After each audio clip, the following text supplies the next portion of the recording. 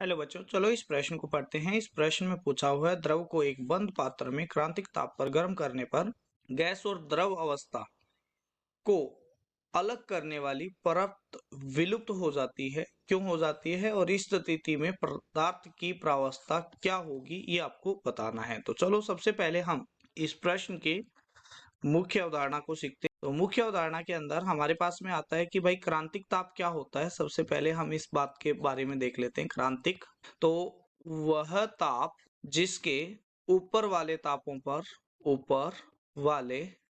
पर गैस का द्रवीकरण केवल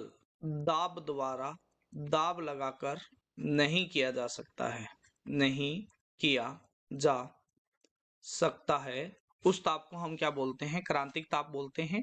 तो यहाँ पर अगर हम बात करते हैं क्रांतिक ताप के ऊपर, अगर हम कोई भी द्रव है और इसको हम क्रांतिक ताप पर क्या करते हैं? गर्म करते हैं। क्रांतिक ताप में गर्म करते हैं तो ये किस में कन्वर्ट हो जाता है? डायरेक्टली गैसीय अवस्था में, यानी वाष्प अवस्था में क्या हो जाता है? परिवर्तित हो जाता है। इसको द्रव और वाष्प को जो अलग करने वाली परत है वो क्या हो जाती है? विलुप्त हो जाती है। ऐसा इसलिए होता है क्योंकि जब क्रांतिक ताप होता है, ताप पर गैस के अणुओं की गतिज ऊर्जा होती है। गतिज ऊर्जा होती है गतिज ऊर्जा अधिकतम होती है।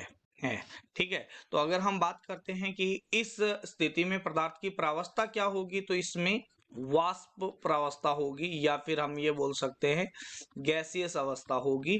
तो ये आपके पास में इस प्रश्न का क्या हो जाएगा? सही उत्तर हो जाएगा। आशा करते हैं मुख्य अवधारणा के आधार पर आपको इस प्रश्न का उत्तर समझ में आया होगा। धन्यवाद।